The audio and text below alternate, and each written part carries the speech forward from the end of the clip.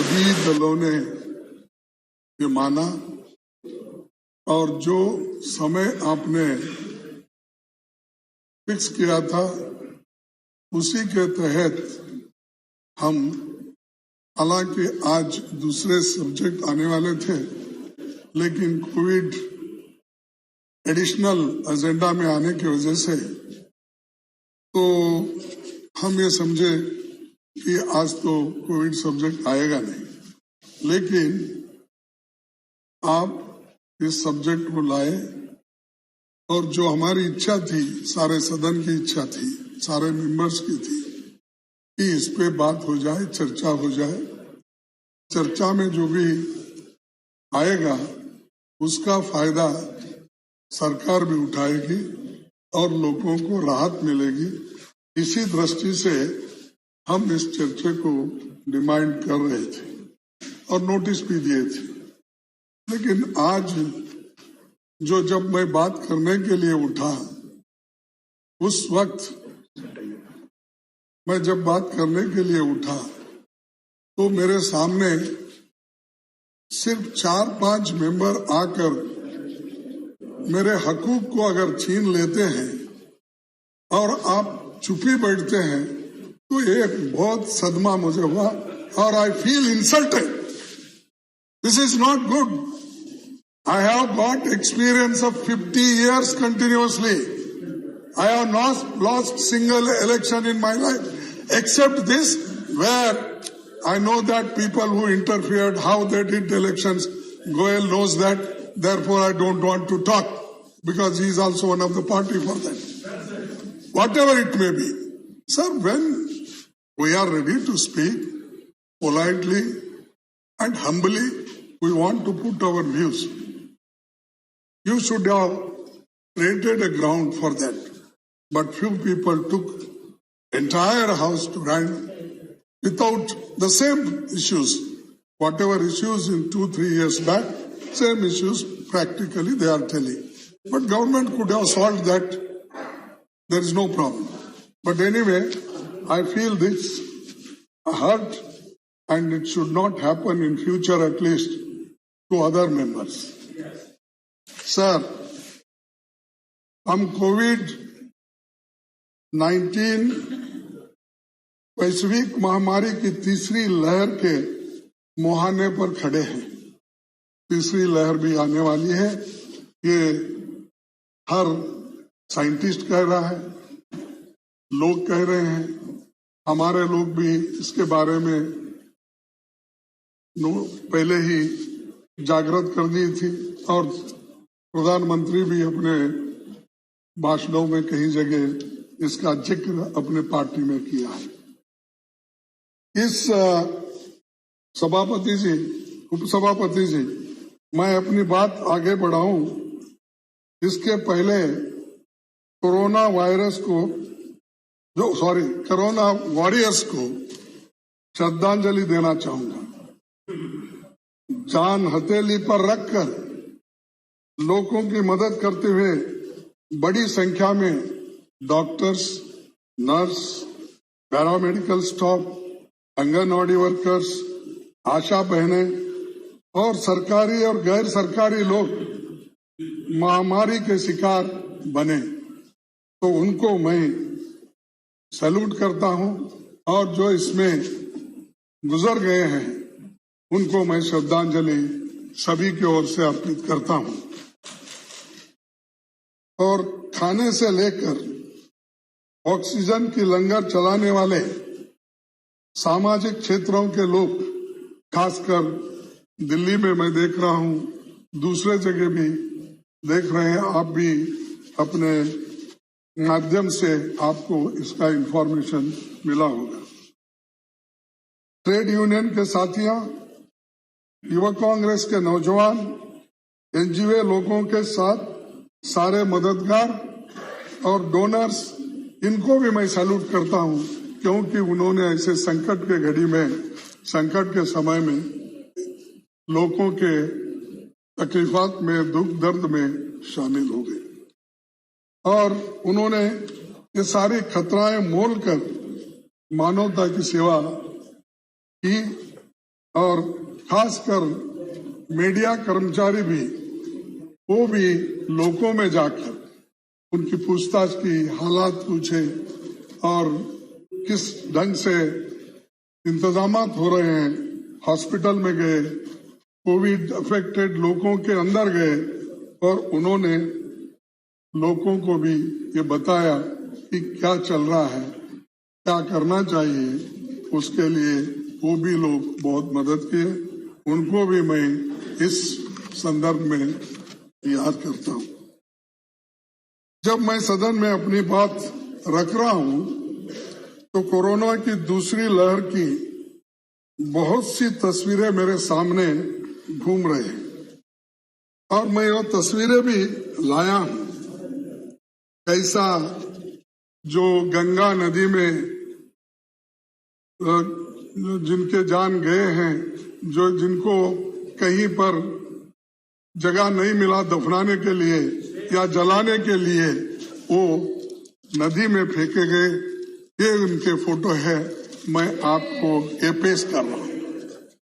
और दूसरी चीज जो हमारे सभी मित्रों ने जो इसमें काम किया है, लेकिन उसकी भी याद करते हुए, और मैं ये भी चिंतित हूं और आप सभी हैं कि इस कोविड पीरियड में खासकर माइग्रेंट वर्कर्स लाखों की संख्या में चलते हुए हाईवे पे, रेलवे ट्रैक पे, वो अपने बहुत से लोग अपने बच्चों को भी खोए, रोटी रोजी खोए। घर तक किस ढंग कब तक पहुंचेंगे इसकी चिंता करते करते वो भी लोग बहुत ही बेकार, उनके बारे में भी सरकार कोई चिंता नहीं जताई। यथार्थ भाषण तो जरूर है, सरकार हमेशा एक्सपर्ट्स है कि एडवर्टाइज देने में और लोगों को दिखाने में, अपनी बात बार बार बोलने में वो उसमें बहुत माहिर है। सर, इस बार हमारी सबसे जो पवित्र नदियों में तैरती लाशों ने पूरी दुनिया को चिंता में डाल दिया और उसका चित्र भी मैंने आपके सामने रखा। जाने कितने लोग नदियों के किनारे मजबूरी में दफन दिए गए, कितने बच्चे अनाथ हो गए, कितने पैर पैर टूटा। ये सब हमारी कई पीढ़ियों को याद रखेगा और एक इतिहास में नमूद होगा कि कोविड के पीरियड में कितने लोग मर गए थे, क्यों ऐसी अव्यवस्था हो गई थी, क्यों वो काम नहीं हुआ, ये भी याद रखें। इतने बड़े देश में कोरोना से कितने लोग मरे, क्या ये रहस्य ही बना रहेगा? सरकार कोरोना से 4 लाख से अधिक मौतों की बात बनाती है और बहुत कम आंकड़े दिखाते हैं। लेकिन सर, मैं आपको एक आंकड़ा बताना चाहता हूं कि जो आज सब मिला के 5 लाख का आंकड़ा सरकार दिखा रही है कि इतने मौत हो गए, इससे ज्यादा नहीं। तो मैं पूछता हूं साहब आपको, देखिए इस देश में 6,38,365 विलेजेस हैं, छोटे मोटे हेमलेट्स को छोड़ के 6,38,565। अगर किसी गांव में 5 आदमी भी अगर जिसकी कोविड की वजह से जान गई हो तो 31,91,825 होती है। और नंबर, अरे 6 लाख तो विलेजेस है, तो सुनिए, अरे आप देख लीजिए, आप देखो आंकड़े छुपाने से कुछ नहीं होता। आपस में बात न करें प्लीज। मेरा नेता सदन से आग्रह है, मंत्री जी, नेता सदन जी से भी हमारा आग्रह रहेगा, गंभीर विषय पे चर्चा है। सत्ता पक्ष को संयम से सुनना पड़ेगा, और जब इनके लोग बोले हम यहां से व्यवधान नहीं करेंगे, ये चर्चा का तरीका नहीं है। नेता प्रतिपक्ष बोल मेरा आग्रह है कि सभी लोग संयम से सुने। माननीय आनंद जी, सभी लोग संयम से सुने, सभी लोग संयम से सुने। मैं आंकड़े प्रधान नहीं होगा, और सभी दलों की अगर ये सहमति बनती है तो मेरा आपसे अनुरोध रहेगा और माननीय एलओपी से भी अनुरोध रहेगा कि हम सब इस डिबेट के स्तर को भी थोड़ा ऊपर उठाएं। इसको सिर्फ एक दूसरे की आलोचना के बदले इस डिबेट के स्तर को भी थोड़ा ऊंचा उठाएं। डिबेट में से अच्छे सुझाव निकले जो पूरे देश को भी लगे कि उच्च सदन ने देश को रास्ता दिखाया, मार्गदर्शन किया। आगे के लिए थर्ड वेव आए तो कैसे हम सब मिलजुल के इसको सामना करेंगे। तो हम सब ये संयम रखें कि थोड़ा टिक्का टिप्पणी करने के बदले विषय की गंभीरता के हिसाब से पूरे उम्मीद है ये गंभीरता को आप सब बनाए रखेंगे। लेकिन समय की कमी होने से मैं आपको ये आंकड़े क्यों बता रहा हूं बोले तो, जो झूठे आंकड़े सरकार रिलीज कर रही है तो सत्य से दूर है वो कर रही है। इसके लिए अब number of cities, urban town, ये 7,935 है। तो इसमें एक 10 भी अगर अब एवरेज ले लिए तो 7,93,500 है। नंबर ऑफ मेट्रोपॉलिटन सिटीज 18 है, 20,000। इसका विनय विश्वम जी 3,60,000। तो एवरेज 52,43,000 तक आता है। इससे ज्यादा ही होगा, कम नहीं होगा। लेकिन फिर भी इन लोगों का कहना जो है कि सिर्फ 4-5 लाख हो गए हैं, और उनके बारे में वो हमेशा यही बात बोलते हैं। यहां तक भी मैं अपने बात को एक ये कहना चाहता हूं कि आरएसएस के प्रमुख ने एक बात कही, जो लोग चले गए वे मुक्त हो गए, बोले आरएसएस प्रमुख। तारीख है 15 मई 2021 की, और ये उन्होंने राष्ट्रीय स्वयंसेवक संघ प्रमुख मोहन भागवत जी ने कहा, जो लोग चले गए वो मुक्त हो गए, उन्होंने कहा। तो आप ये देखिए कि सरकार को सपोर्ट करने वाले संघ की क्या नीति है, क्या मंशा है, इससे मालूम होता है। दूसरा, मैं सभापति जी 2020 में कोविड महामारी के इतने घातक नतीजे होंगे इसका हमें अंदाजा नहीं है। इसीलिए आरंभिक दौर में ही कोई भी इस मुकाबला करने के लिए हम तैयार रहना चाहिए, और उसके लिए मेरे पास सुझाव है। हमारे नेताओं ने भी सुझाव दिया था, और आप देखेंगे बहुत से मीडिया में भी जितने भी सुझाव आए हैं, नेता को छोड़ के वो कई प्रश्न डाले हैं, उनका उधर अगर ध्यान वो लोग देते तो शायद ऐसी बातें नहीं करते। लॉकडाउन हुआ वो भी रातों रात हुआ, 8 बजे जैसा अपना नोटबंदी का हुआ वैसा ही इसका लॉकडाउन हुआ रात के 8 बजे की। भाइयों और बहनों, कल से कोई ट्रेन चलेगी नहीं, सभी लोग अपने अपने जगह पे रहना, या जो उस बाहर नहीं आना। तो उन्होंने ये 24 मार्च को इसके बाद घोषणा की। तो ये जो है उससे माइग्रेंट वर्ग कितने परेशान हो गए, और हर जगह से लोग, आप देखें उसके सीनरी हम कहना नहीं चाहते कि आप आंखों से देखे हुए हैं, लेकिन इसके जिम्मेदार कौन है? अरे आपको लॉकडाउन करना है, 8 दिन पहले बोलो, 15 दिन पहले बोलो, व्यवस्था करो, उसके लिए जाने की व्यवस्था करो। ना ट्रेन है, ना बस है, ना लारियां है, लोग कैसे जाएंगे अपने घर को? तो इसके जिम्मेदार कौन है? मैं तो कहूंगा इसके जिम्मेदार सरकार है, सरकार इसमें विफल हो गई है, इसकी रेस्पॉन्सिबिलिटी वो लेना चाहिए। और दूसरी, पद इंतजामी के नाते पहली लहर में देश की अर्थव्यवस्था भी खत्म हो गई। अस्पताल में बेड की भारी कमी, वेंटिलेटर की संख्या बहुत कमी और ऑक्सीजन की कमी, हर चीज की कमी।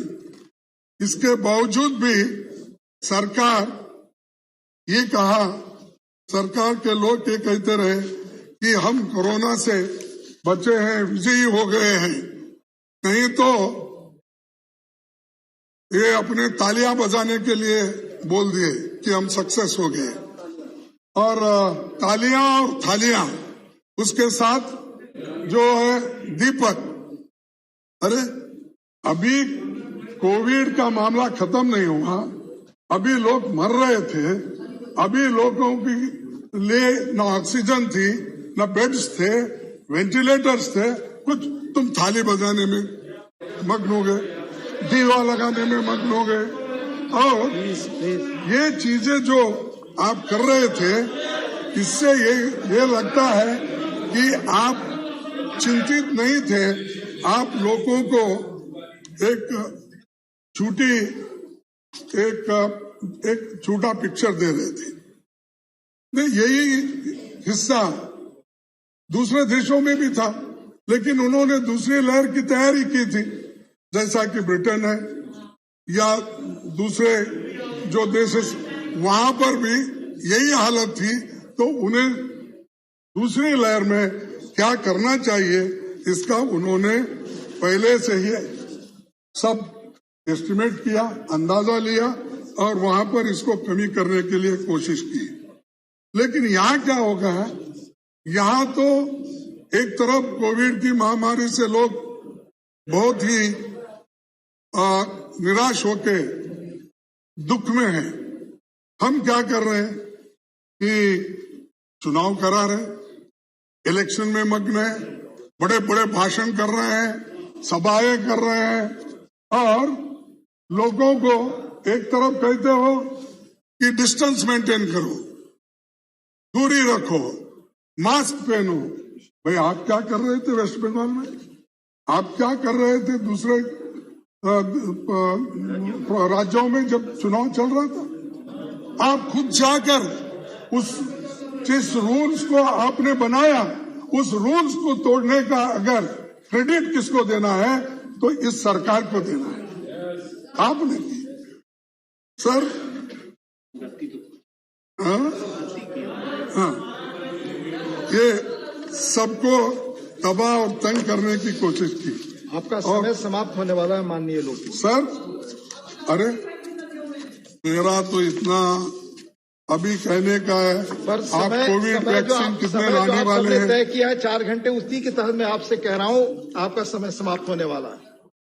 नहीं, अब देखिए, आप अगर ऐसा कहे तो मैं बैठना ही पड़ेगा, क्योंकि मैं नहीं कहूंगा, ये समय आप लोग तय करते हैं माननीय एलओपी में। चेयर नहीं करता, चेयर वही करता है जो आप लोग तय करते हैं। देखो, इसके वजह से कोविड के इस मिसमैनेज के वजह से लोगों के नौकरियां गए, इकोनॉमी तंग और तबाह हो गई और अनएम्प्लॉयमेंट बढ़ गया, इन्फ्लेशन बढ़ गया, लोगों के हाथ में पैसा नहीं, और लोग उनके हाथ में पैसा दो, ये हमारी डिमांड थी।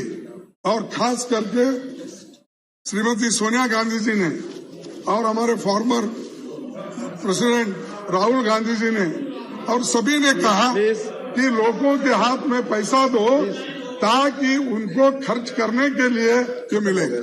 जब आप खर्च करने के लिए उनको पैसा मिलेगा तो नेचुरली एमएसएमई सेक्टर हो, मैन्युफैक्चरिंग सेक्टर हो, दुकान हो, खरीदने के लिए उनके पास आते हैं तो सारी चीजें ठीक होती। लेकिन वो बात भी आपने नहीं सुनी, उसको भी आपने नजरअंदाज किया। और आज इस देश में आपने कहा कि वैक्सीन हम दिसंबर के अंदर सभी लोगों को देने वाले, लेकिन आज की हालत है 2 डोज किनको दिए हैं, सिर्फ 5% लोग हैं, 5.33। अरे आपके आंकड़े देखो, फिर बाद में बात करो। तो ये सुनिए, अरे मैं पढ़ता हूँ, मैं पढ़ता हूँ। आपका समय खत्म हो चुका है, please conclude. 1 minute I will take, 2 minutes I will take, please. देखिए टोटल पॉपुलेशन 60 साल के ऊपर वालों का 10 करोड़, और फर्स्ट डोज जिनको मिला वो 10 करोड़, 99% उसमें मिला। 45 से 60 साल के लोगों को सिर्फ 65.67%, 18 to 45 को 108 करोड़ पॉपुलेशन है, उसमें 15 करोड़ डोसेस मिले, एक यानी 14। ये डबल डोज के कितने हैं? सिर्फ 5 करोड़। तो इसीलिए ये जो आप लोगों को कह रहे हैं कि हम सब सही आंकड़े के साथ ही बोल रहा हूँ, फिर देखना है, देखिए प्लीज। तो 2 मिनट ऑलरेडी हो गए और अधिक, मानिए लोग, प्लीज नहीं थोड़ा देखिए, प्लीज कंक्लूड। देखिए सुप्रीम कोर्ट भी कही कि आपके इंतजाम ठीक नहीं है। यूपी में जो कुंभ मेला कर रहे थे, इसकी नहीं सुने। उसके बाद और एक कावड़ यात्रा करे, तो उसको भी सुप्रीम कोर्ट को कहना पड़ा कि भाई एक पैंडेमिक में तुम ऐसा करना ठीक नहीं है। जब सुप्रीम कोर्ट ने कुछ कहा तभी आप करने को तैयार हो गए, लेकिन आप दिल से एक बात भी नहीं किए। ये लोगों को परेशान करने की बात है। Conclude now. यस, अब जब आप बोल रहे हैं, मैं नहीं बोला, समय बोल रहा है, मानिए। नहीं सर, मैं इतना ही कहूंगा कि समय बोल रहा है, समय के तहत हमको चलना भी है। तो मैं खुद प्राइम मिनिस्टर को मिलके 3 लेटर दिया। एक सोनिया गांधी जी से लिखे सो, मनमोहन सिंह जी लिखे सो, मैं खुद लिखे सो। 31 मई को खुद मिलकर उनको उनके घर में ये लेटर दिया। इतने सुझाव हमारे से आए हैं, इसको आप अनुष्ठान में लाओ, लेकिन उसका कोई उत्तर भी नहीं है, उसके बारे में कुछ कहने का भी नहीं है। तो आखिरी में मैं यही कहूंगा, क्योंकि आप जरा गुस्से में दिखते मेरे। नहीं, मैं क्यों गुस्से में दिखूंगा? जो समय आप लोगों ने तय किया है, कृपया अपनी बात मेरे ऊपर न डालें। नहीं, क्योंकि 1 घंटे में 1 घंटा तो चले गया। अब दूसरी बहुत से बातें थी, वो बड़ा, इतना ही कहूंगा, प्रधानमंत्री मोदी जी अपील कर, लोगों ने, उन्होंने अपील की, लोगों ने ताली बजाई, थाली बजाई, दिया जलाया, खुद को घर में कैद रखा। लोगों ने आप पर भरोसा जताया, लेकिन बदले में आपने क्या दिया? धोखा। मैं आपसे पूछना चाहता हूं कि आपने उनका भरोसा क्यों तोड़ा? प्रधानमंत्री जी, आप समस्या सुलझाने में विफल रहे और स्वास्थ्य मंत्री को बलि का बकरा बनाकर ड्रॉप कर दिए। धन्यवाद। धन्यवाद। चीज प्रधानमंत्री जी अपने ऊपर नहीं लेते। धन्यवाद। किसी को बलि का बकरा बनाकर चलाकर चले जाते। धन्यवाद। आपने काफी समय अधिक लिया। ऐसे है, बहुत से चीजें मेरे पास है। मैं 15 पॉइंट सुझाव आपको देने वाला था, लेकिन आप समय की अभाव से नहीं है। मैं लिख के भेजूंगा, पहले भी लिखा था, आज भी लिख के भेजूंगा। अब इतना ही कहूंगा, इसके बारे में अच्छी व्यवस्था होना चाहिए। देश में इसके बारे में सभी लोगों को सोचना है। हम कोऑपरेट करेंगे। ऐसे वक्त जब मुसीबत आती देश के ऊपर, और पूरी दुनिया में आई, सिर्फ हमारे ऊपर ही नहीं, तो इसीलिए हम तो इस सरकार को कोऑपरेट करेंगे। जनता के जीवन को अच्छा करने के लिए, जान को बचाने के लिए हम पूरी कोशिश करेंगे। धन्यवाद। माननीय एलओपी, माननीय सदस्यगण, समय जो तय हुआ उसके अनुपालन में आप सबको रहना है। मुझे सिर्फ